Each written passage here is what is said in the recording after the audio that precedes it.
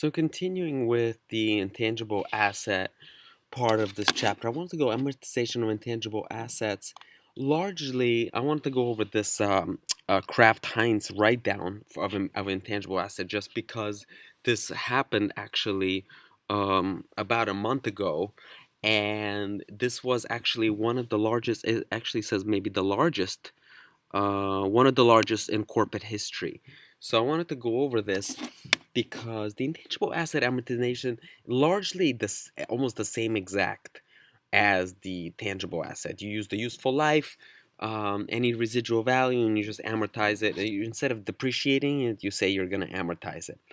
Um, but what's interesting with the intangible asset is that you have to also test for impairment. So let's go over this article, and I'm going to post this as well for you guys.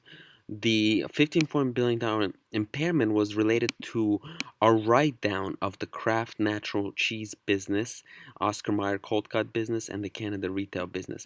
So this happened because there was um, there was a merger back in 2015 with Berkshire Hathaway involved in it, and there's been some accounting issues since then.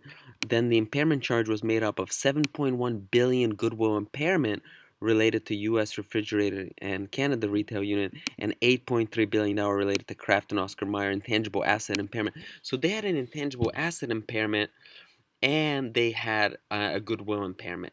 So both of those happen because when a company gets purchased, you got to pay for the assets that you purchase for the purchasing company. And when these assets get purchased, get valued at fair value.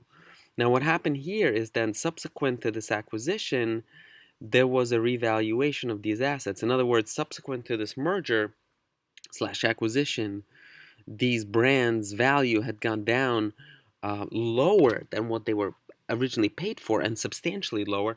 So what happened was that they had to be written down. And write down basically means that your asset is worth too much. Just like when we buy a real estate, and you say I'm going to depreciate this house, or this a commercial factory or something. Um, but all of a sudden the value of that goes down because of the neighborhood. You would have to reduce the value of what you have on the balance sheet, not just from depreciation, not just from because you use that asset, but because the value has changed so much that you have to take a loss. And the reason they're saying, um, and this actually created a loss for the investors as well. If you follow the news, I think Berkshire Hathaway actually had a big loss because of this, because the owner of this, I think they were an investor in these both of these companies, the merged company. So this actually becomes a loss on the income statement, and that's the impairment. So I think that's the key takeaway from this chapter is not only do we amortize or depreciate the tangible and intangible assets, we also have to test for impairment. And then if there's an impairment, it becomes a loss that goes on the income statement.